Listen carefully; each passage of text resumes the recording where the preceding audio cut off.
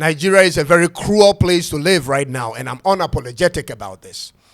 Nigeria, on any given day, depending on the state you live, can be a very dangerous place to live.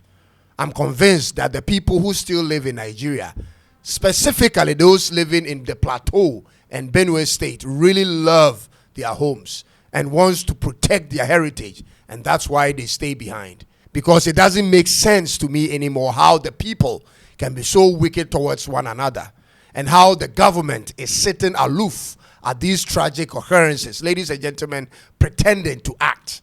It looks as though tragedy is normalized by the Nigerian government at this point. What is the value of human life in Nigeria, and what is the role of the government of the day?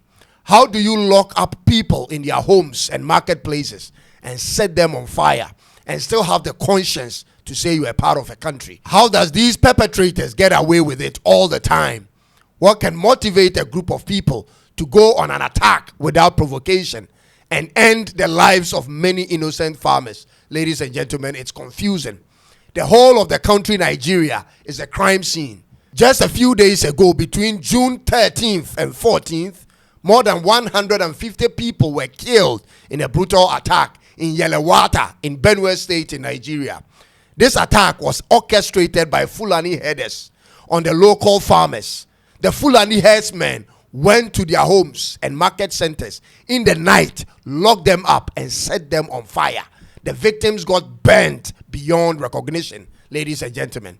This violence is a long-standing one over land and water, and raveled in ethnic and religious dispositions.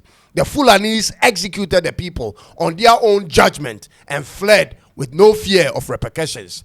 The president of Nigeria, ladies and gentlemen, President Tinubu, described the attack as senseless bloodletting and pledged to take decisive action. And I wish, ladies and gentlemen, I understood what decisive action meant by this president. This year alone, from April, multiple death attacks have already occurred, taking more than 20 lives at a time. So I honestly would like to understand what decisive action means by President Bola Ahmed Tinubu. It's been 4 days gone already since the incident happened, and the only information we have at this point is that the federal and state government deploying troops to that place and conducting investigations. Ladies and gentlemen, investigations which normally end up in nothing. We would like to know the details of the investigations and the actions taken by the government to bring justice to the deceased and their families.